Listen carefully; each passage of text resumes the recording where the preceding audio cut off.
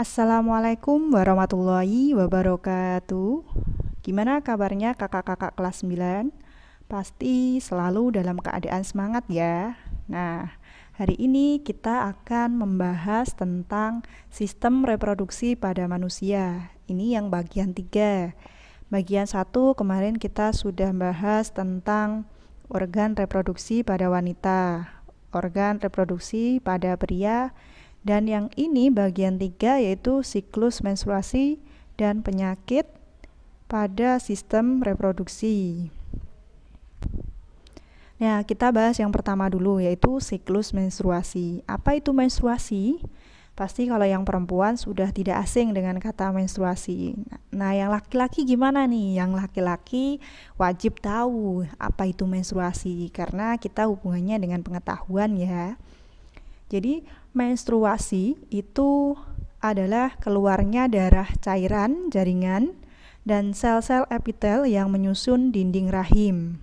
Nah, penyebabnya yaitu meluruhnya dinding rahim ketika sel telur tidak dibuahi. Jadi, ini ada sebuah gambar organ reproduksi perempuan yang berwarna kuning itu adalah sel telur, sedangkan yang berwarna merah itu adalah dinding rahim atau endometrium.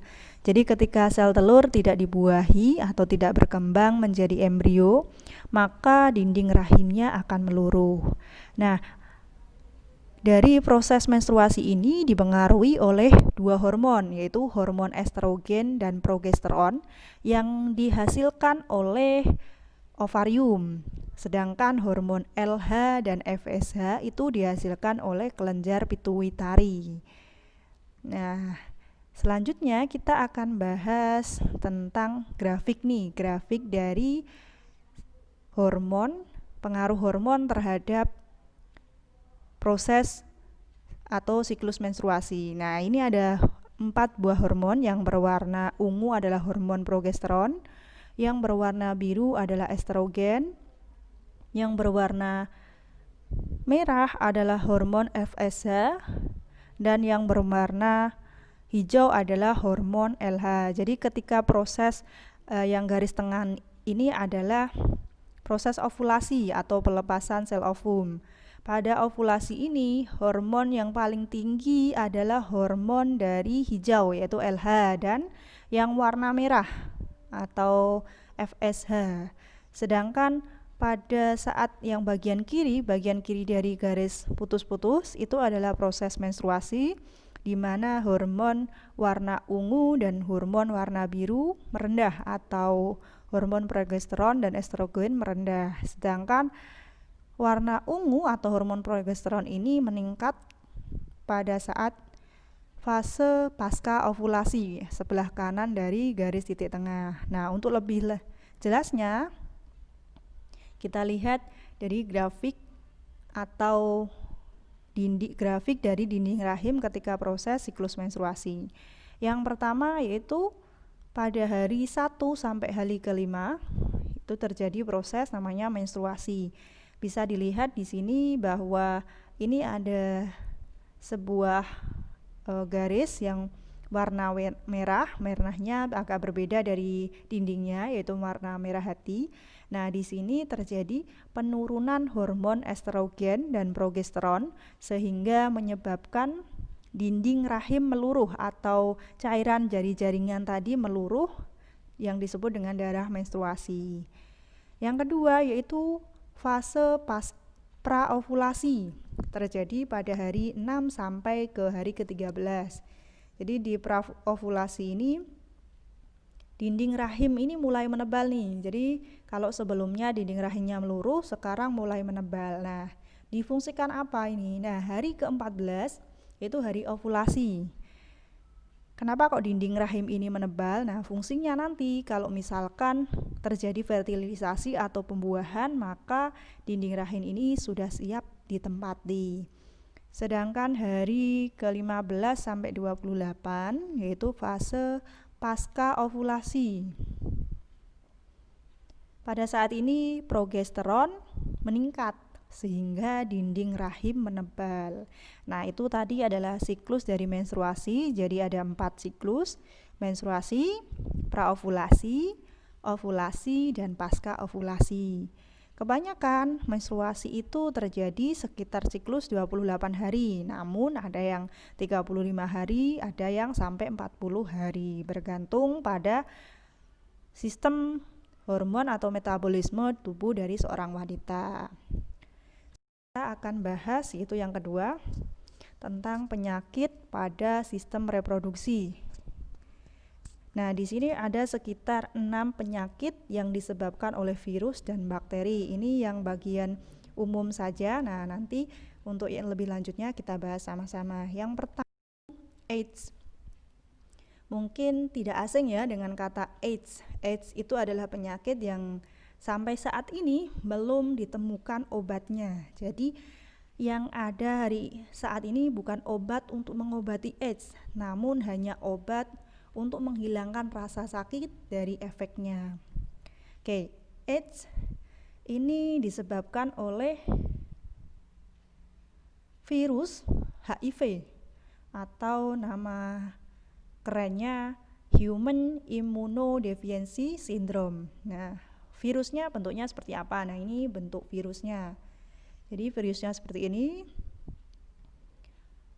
Nah, ini bisa menyerang siapa saja, bisa laki-laki, bisa perempuan juga. Yang diserang adalah sistem kekebalan tubuhnya. Ciri-cirinya apa? Ciri-cirinya untuk yang penderita AIDS ini pada tahun ke-5 sampai 7 tahun atau fase awal, penderita ini seperti orang sehat, seperti orang biasa. Namun seiring berjalannya waktu, kekebalan tubuhnya semakin menurun. Ini kalau ciri awalnya. Sedangkan kalau ciri lanjutannya itu timbulnya gejala lain yang berkaitan dengan kekebalan tubuh. Jadi kalau AIDS ini kan menyerang sistem kekebalan tubuh, otomatis karena kekebalan tubuhnya menurun, maka muncul dari penyakit-penyakit lainnya karena si tubuh tidak bisa menghalau si bakteri ataupun virus.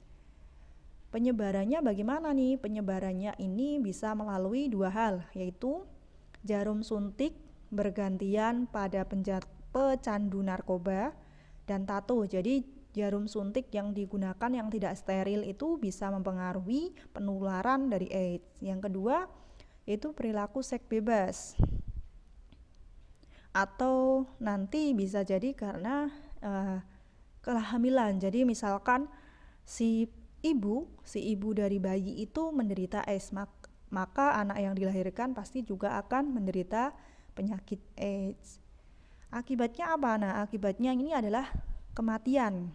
Kematiannya bukan dikarenakan karena AIDS ya, tapi kematian ini dikarenakan karena sistem kekebalan tubuhnya yang menurun sehingga munculnya banyak penyakit. Jadi penyakit-penyakit yang lainnya itu muncul sehingga bisa berakibat kematian.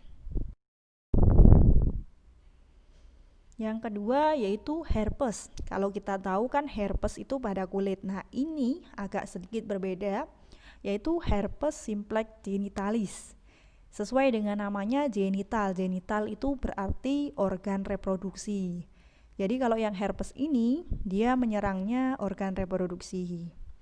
Penyebabnya yaitu virus herpes simplex 2. Jadi virus herpes simplex yang tipe 2. Nah, virusnya seperti ini bisa dilihat. Nah, yang diserang itu bisa laki-laki atau perempuan pada kulit kelaminnya. Jadi kulit kelamin yang bagian luar tadi terserang herpes.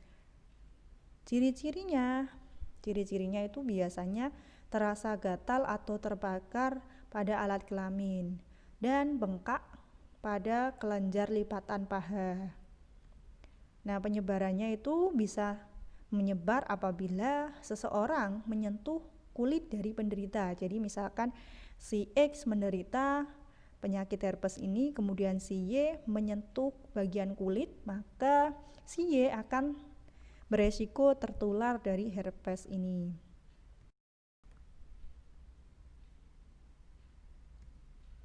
Yang ketiga yaitu gonore. gonore ini disebabkan oleh bakteri. Jadi kalau yang dua penyakit tadi yaitu AIDS dan sifilis, AIDS dan herpes itu disebabkan karena virus. Nah, kalau yang ini bakteri. Jadi bakteri nama kerennya adalah Neisseria gonorrhoeae. Jadi bakterinya seperti ini, bakteri Neisseria gonorrhoeae. Nah, ini menyerang organ reproduksi baik pria maupun wanita. Nah, ciri-cirinya seperti apa nih? Ciri-cirinya adalah rasa sakit dan keluar nanah pada saat kencing pada laki-laki, dan kalau pada wanita bisa berupa keputihan yang berwarna kuning hijau pada perempuan. Biasanya kalau keputihan yang gonorrhea ini warnanya bukan putih tapi kuning kehijauan dan agak pekat, terus kemudian berbau, baunya tidak sedap. Nah, penyebarannya itu bisa terjadi karena pergaulan seks bebas tentunya. Yang kedua, kalau misalkan si ibu tadi melahirkan, maka otomatis anaknya juga tertular gonorrhea. Namun gonorrhea ini dia bisa mengakibatkan kebutaan pada bayi. Jadi bayi yang dilahirkan itu bisa beresiko kebutaan karena ada benjolan pada daerah sekitar mata karena tadi nanah yang keluar tadi. Nah, akibatnya yaitu rasa sakit yang tadi sempat Ustazah jelaskan, yaitu kebutaan pada bayi yang baru lahir. Jadi bayi yang baru lahir akan mengalami. Yang keempat, ini juga disebabkan oleh jamur atau bakteri yang terjadi pada wanita, yaitu keputihan. Nah, keputihan ini disebabkan oleh jamur Candida albicans. Bisa berupa bakteri, bisa berupa parasit. Ini jamurnya, jadi jamurnya bentuk seperti ini. Nah, ini yang menyerang khusus wanita ya, jadi organ reproduksi wanita yang diserang. Kemudian ciri-cirinya yaitu ada cairan putih namun warnanya agak kekuningan atau bisa putih keabuan. Cairan tersebut berbau, tidak sedap, dan menyebabkan gatal. Nah, kalau misalkan ini dibiarkan atau nanti dibiarkan terus-menerus, bisa saja karena nanti bisa jadi gonorrhea, namun beda bakteri ya. Kalau ini jamur, kalau yang tadi bakteri. Hampir mirip.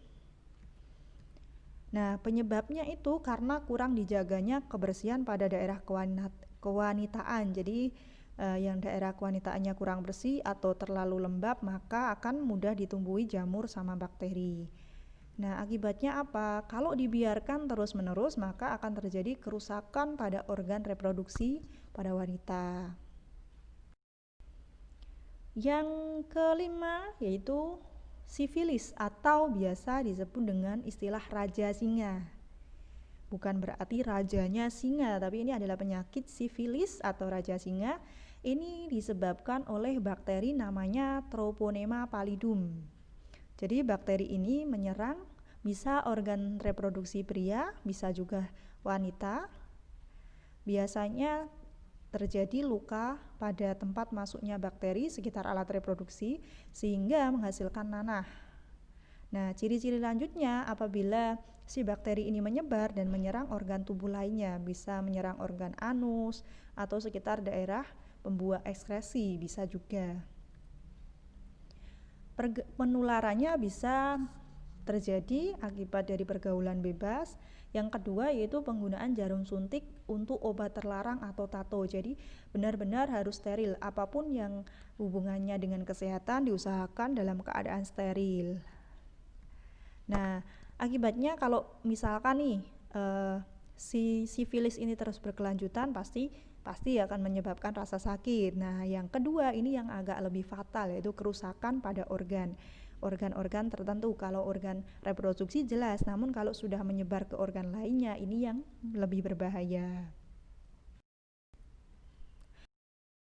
Nah, selanjutnya yaitu penyakit pada organ reproduksi yang terakhir yaitu epididymitis. Nah, epididymitis ini disebabkan karena iritasi zat kimia, komplikasi prostatektomi, infeksi oleh mikroorganisme.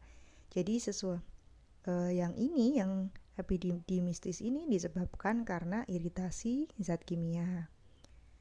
Kemudian yang diserang siapa? Yang diserang adalah saluran epididymis pada organ reproduksi pria. Untuk ciri-cirinya yang pertama yaitu nyeri dan pembengkakan pada skrotum. Yang kedua yaitu keluarnya nanah pada uretra dan terdapat darah pada cairan sperma. Penularannya bisa terjadi melalui pergaulan seks bebas. Nah, akibatnya apa? Akibatnya adalah peradangan pada epididymis. Nah, tadi kita sudah bahas tentang penyakit pada organ reproduksi. Sekarang tugas kalian adalah membuat poster tentang pencegahan penyakit menular seksual berdasarkan ilustrasi.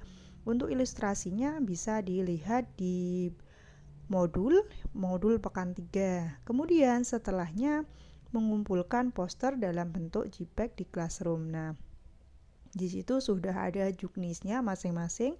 Untuk kode kelas Classroomnya, untuk Jalaluddin Rumi yaitu 5ROJUWP, untuk kelas Ibnu Khaldun GKNKXJU, untuk kelas Avicenna P3LU3NK. Nah, itu kode Classroomnya, nanti juga Ustazah akan tuliskan pada WA grup kalian. Gimana teman-teman?